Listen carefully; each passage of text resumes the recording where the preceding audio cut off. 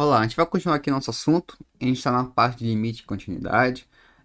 Aqui a gente vai falar inicialmente as primeiras definições sobre continuidade. A gente já tem uma ideia do que é limite, a gente viu uma ideia intuitiva de como o limite se comporta de funções reais.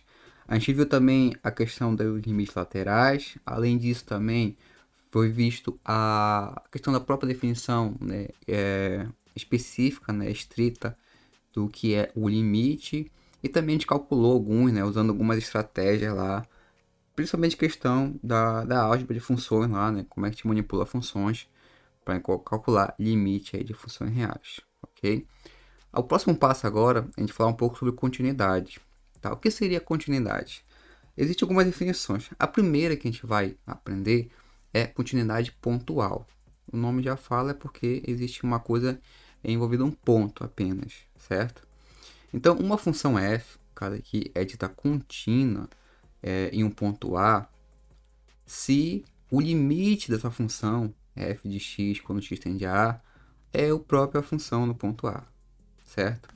Em outras palavras, o que ele está dizendo para a gente? Ele está dizendo que, primeiro, a função está definida no ponto A, de fato existe aí. Existe o limite no ponto A também, quando x tende a A, na verdade. E, para completar, os dois são iguais. O limite da função quando x tende a A e a função no próprio ponto A são iguais.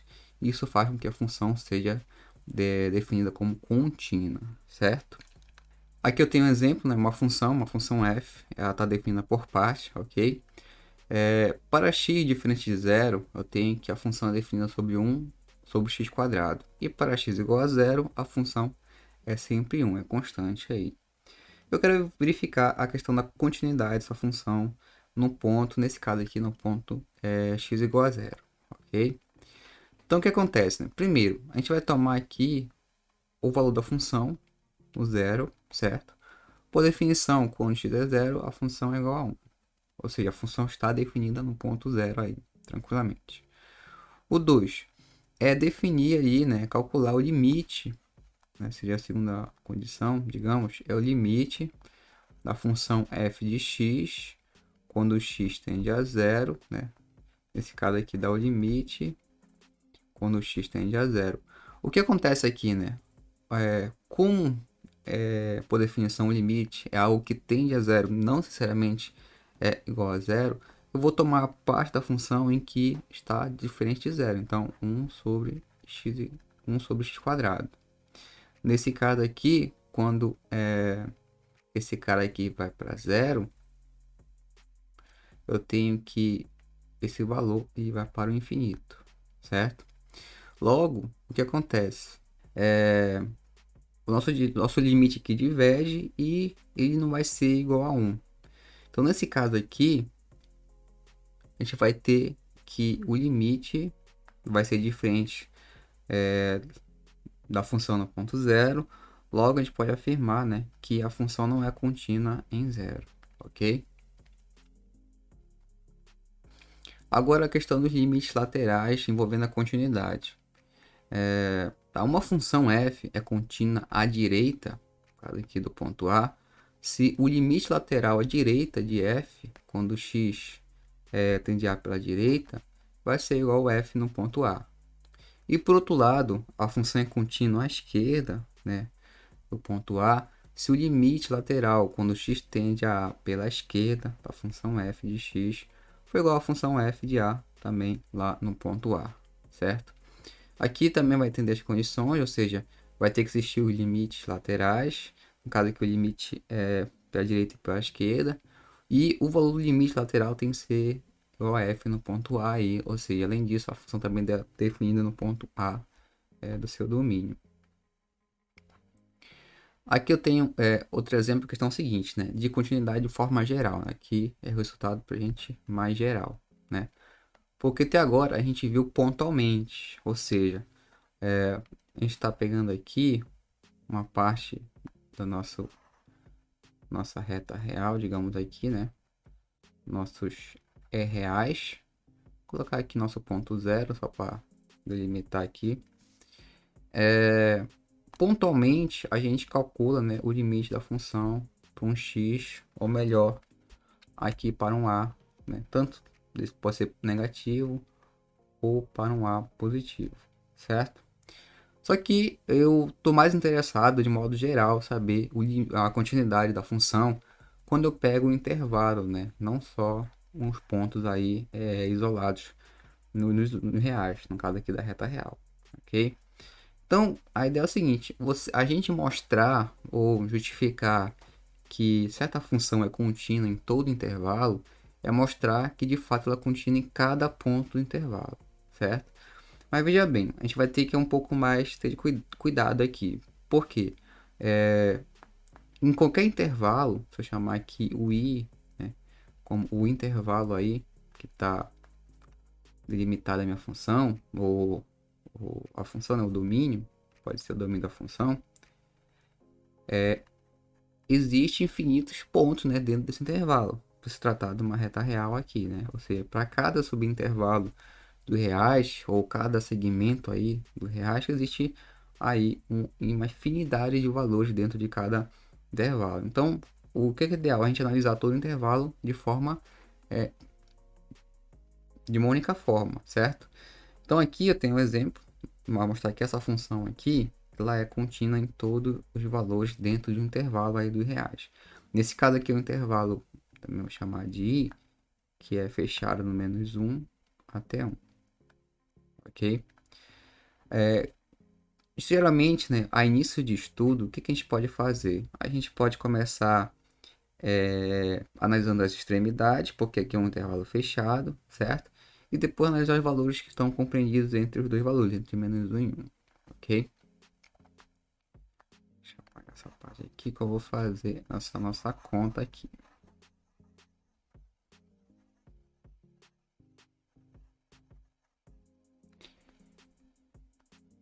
Então eu vou fazer o seguinte, primeira coisa, né, para a função ela ser contínua, ela tem que a função para definir em todo o intervalo. Então a função f de x aqui, ela é 1 menos a raiz quadrada de 1 menos x ao quadrado, ok? Essa função aqui, nos reais, ela vai estar definida para todos os valores. Então se eu tentar definir o domínio aqui de f, será que serão todos os valores de x,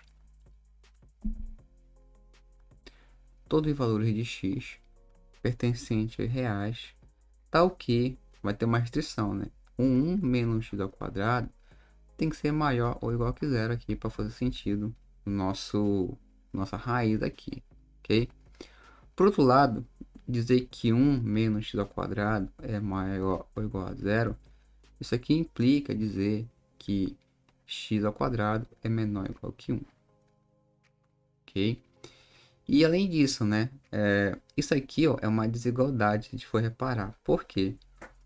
X quadrado, né, para qualquer valor de x menor que 1, tanto positivo ou negativo, e vai satisfazer a nossa desigualdade aqui. Agora perceba o seguinte, ó, x quadrado menor ou igual que 1 significa o seguinte, para todos os valores de x que satisfazem a desigualdade, a função ela é válida, certo? Então, em outras palavras, tem o seguinte, tem que x e pode ser menor ou igual que 1, de fato, e x pode ser maior ou igual a -1, certo? Ou seja, para qualquer valor dentro desse intervalo aqui, ó, vai satisfazer a nossa desigualdade, né? Se for para analisar aqui a solução do problema, ok? Outra forma de você analisar isso aqui, não apenas cogitando a desigualdade, né? Você pode analisar como fosse uma equação. Que 1 menos x quadrado, você vai ter igualdade aqui. Então, nesse caso aqui, isso aqui é verdade, se somente se, né? Tem duas raízes. Vou ter que o x vai ser mais ou menos 1. Então, nos extremos aqui, de fato, a função ela pode estar definida tranquilamente. E além disso, valores menores que 1 vão satisfazer a outra parte, que é a desigualdade. Ou seja, quando 1 menos x quadrado é maior que 1. Né? Então, para qualquer valor aqui, maior que zero, né? Para qualquer valor de x entre -1 e 1, também é válido a desigualdade. Então, isso aqui está ok, isso aqui também está ok. A partir de agora, a gente vai de fato ver se a função vai ser contínua no intervalo.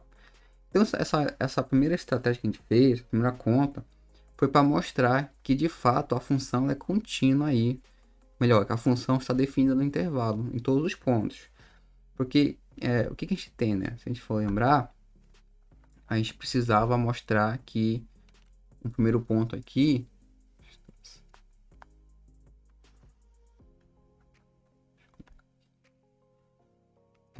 a primeira coisa que a gente estava preocupado era que f teria estar definida. Eu chamei de, né? Intervalo ali, menos 1 em 1, se esse cara aqui existir. E de fato existe aí, né? Ou seja, toda a função, todo o valor que está entre menos 1 e 1, inclusive as extremidades, existe a função. Beleza. O segundo passo agora, a gente vai calcular o limite, certo? De f de x quando x tende a um valor chamado de a aqui, né? Onde esse meu a pertence a esse intervalo aí, né? Entre menos 1 e 1. Certo? Deixa eu apagar aqui para refazer essa conta do outro lado.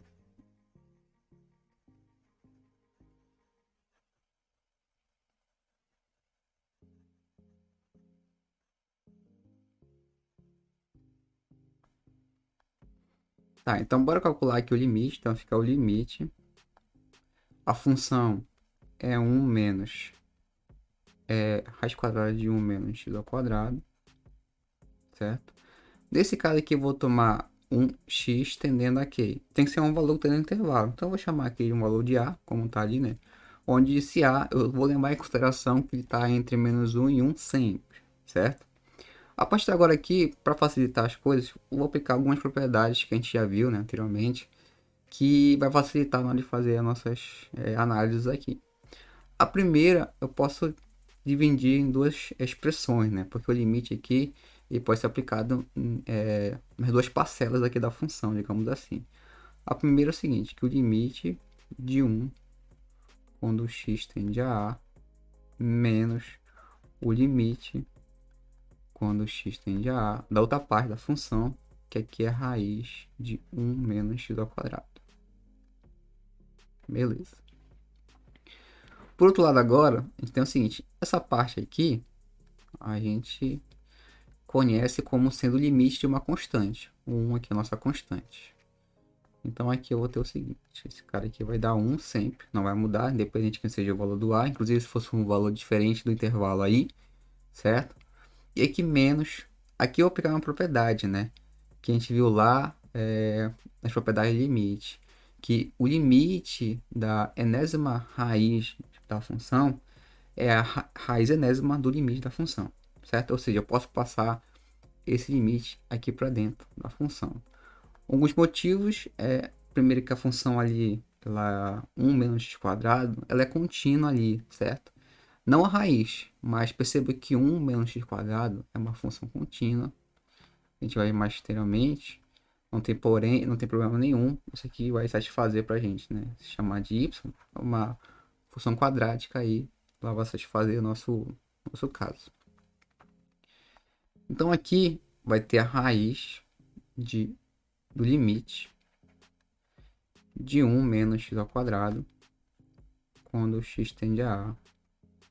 Lembrando sempre que esse nosso A aí é um valor, ele é um valor entre menos 1 e 1. Beleza. Aqui continua sendo 1 menos. Aqui, se eu quisesse ainda, o que eu poderia fazer?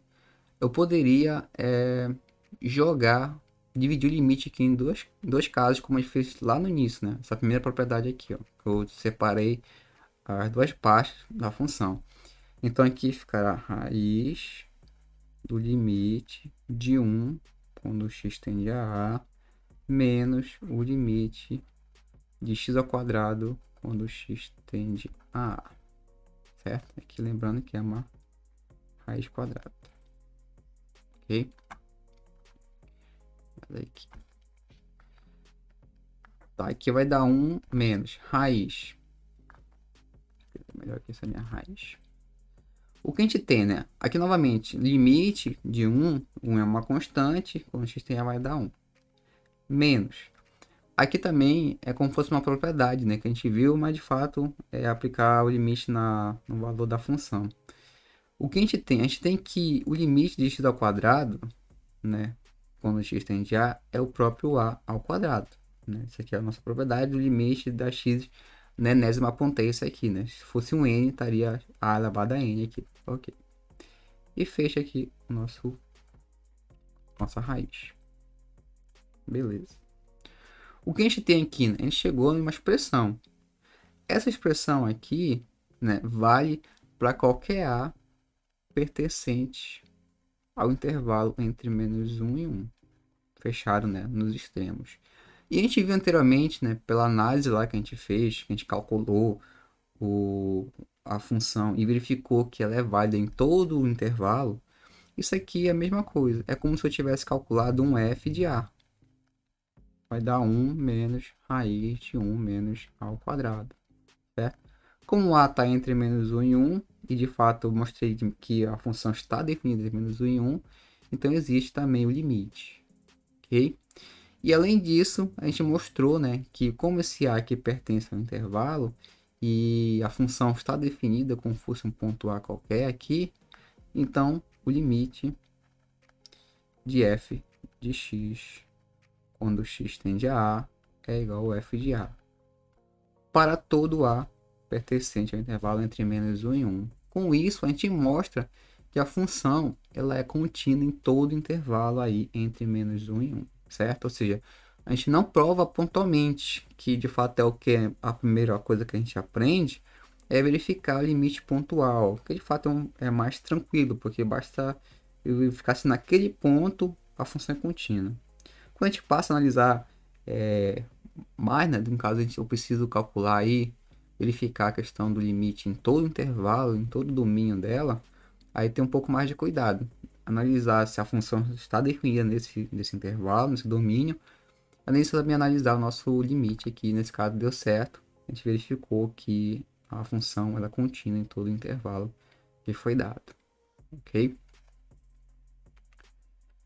A parte final aqui, dessa parte de continuidade, a gente vai ver algumas propriedades que são válidas aqui. Só apagar aqui para entender melhor.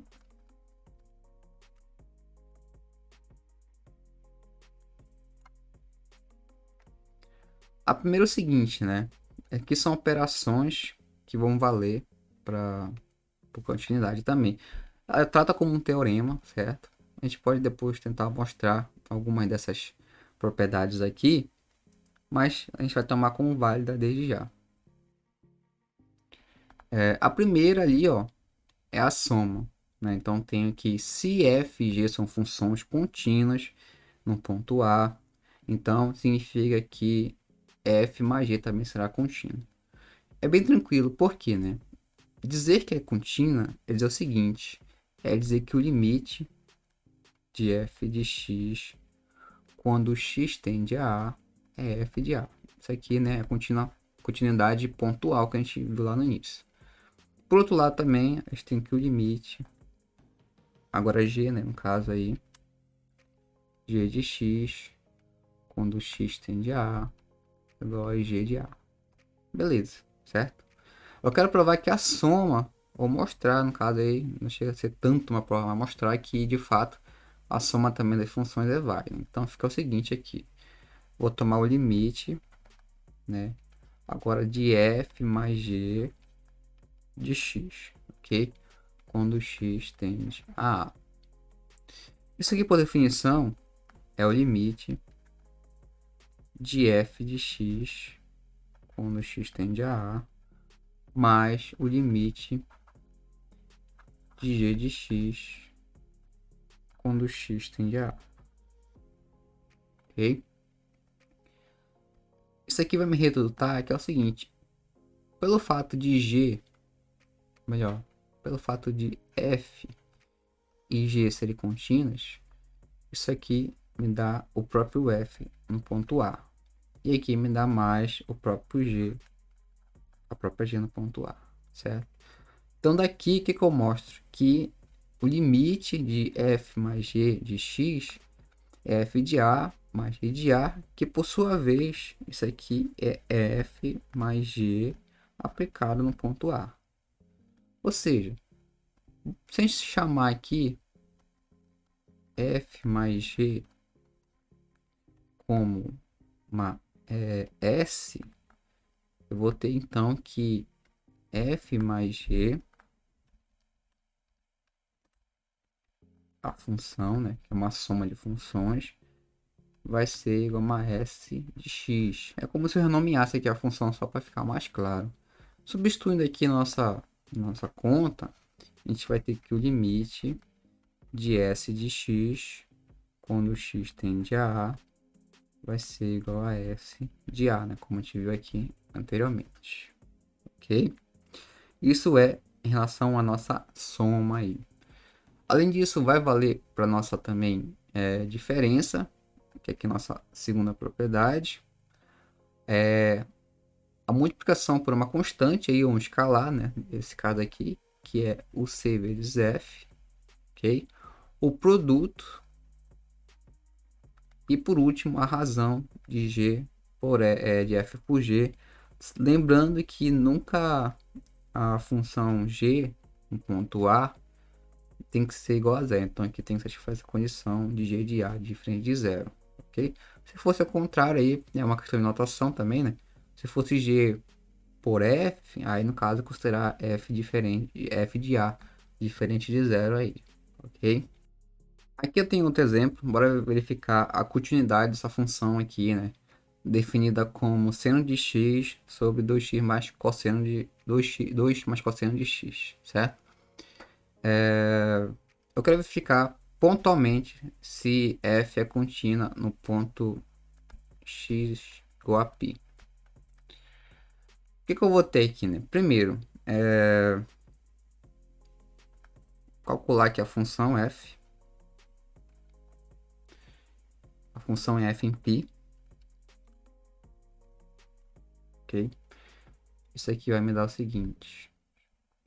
Aqui vai me dar seno de π 2 mais cosseno de π. Por sua vez, isso aqui será o seno de π, ele é zero, certo? Vou ajeitar esse meu zero aqui. 2, e o cosseno de π, ele é menos 1, né? Então aqui é 2 menos 1. Então, no final das contas, isso aqui ele é zero sempre. Ok, então de fato existe o π aí, né? O f da função definida em π. Beleza. O próximo passo agora é verificar a questão do limite. Então, vou tomar aqui o limite de f de x quando meu x tende a π. Ok? Aqui vai me dar o limite quando x tende a π do seno de π dividido para 2 mais cosseno, melhor, aqui é x, né? Não é π.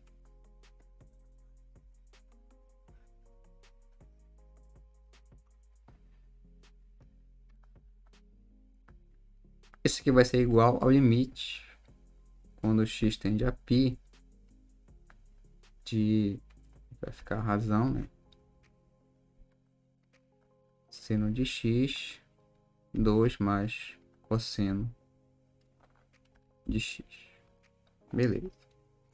Aqui, se você quiser, você pode usar as propriedades que a gente viu anteriormente, da razão, depois da ação. Para fazer passo a passo, para a gente verificar que também as propriedades são satisfeitas. Isso aqui vai ser dado o seguinte: eu tenho aqui três funções envolvidas, né? Tecnicamente. Vou chamar cada uma por um nome. Vou chamar aqui uma u de x, seno de x. A outra função, vou chamar de v de x igual a 2, uma função constante. E o terceiro ali, vamos chamar de t de x igual a cosseno de x. São essas três funções aí que aparecem ali, né, na função f. Beleza? eu posso verificar função a função e depois aplicar aí a questão da propriedade. Por quê, né? Eu tenho que esse limite aqui pode ser definido da seguinte forma. Ele vai ser o limite quando x tende a π do seno de u, né? No caso ali, o seno de x. Embaixo vai ficar 2 mais cosseno. Já aqui direto eu vou dividir em duas partes, então vai ficar o limite quando x tende a π de 2 mais o limite quando x tende a π do cosseno de x, certo? Aqui perceba que tem as quatro funções, tirando ali o 2, que de fato vai dar sempre 2, já que é constante, falta aí analisar só o seno e o cosseno, certo? Uma coisa que a gente vai já estabelecer, também fica como regra, que funções trigonométricas, no caso a priori a gente conhece, né, o seno, o cosseno e a tangente, são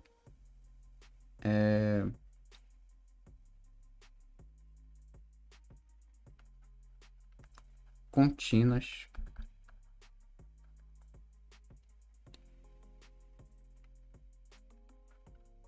em quase todo R, certo? Os reais aí. O que pode mudar, né? É a tangente, né? Se for relembrar, qual seria a relação que tem na tangente para a gente? A gente conhece lá das relações trigonométricas, ou razões também, né? Que a tangente de x é uma razão. Ele é o seno de x pelo cosseno de x. Essa função aqui está definida para todos x reais, exceto, né, meu cosseno de x tem que ser diferente de zero, para fazer sentido para a gente. E olhando aqui, né, em que valores a função cosseno vai zerar. Vamos dar uma relembrada do nosso um pouco de trigonometria. Deixa eu traçar aqui o nosso ciclo trigonométrico. A gente vai ter aqui zero, nosso π sobre 2, o nosso π, aqui nosso 3π sobre 2, certo? E aí, quando a volta completa é o 2π. A gente vai ter dois eixos aqui, né? Um primeiro eixo é o eixo que representa os cossenos. Então, nesse sentido aqui, eu vou ter os cossenos.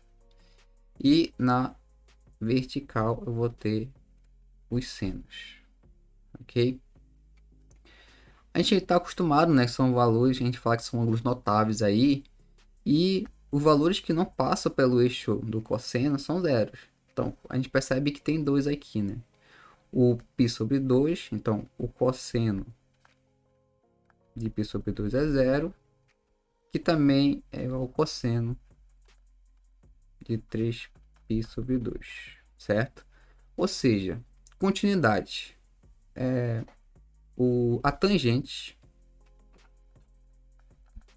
será contínua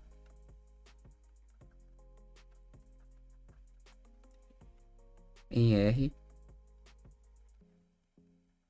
exceto em π sobre 2 e 3π sobre 2.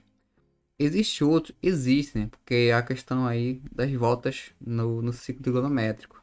Se eu der mais voltas, eu vou ter múltiplos desses caras aqui. Então, fique atento em relação a isso.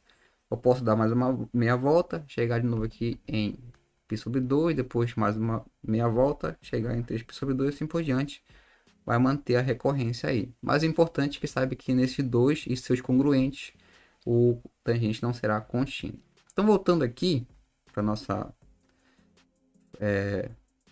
expressão, a gente tem o seguinte, que aqui embaixo, né, deixa eu botar aqui nossa limite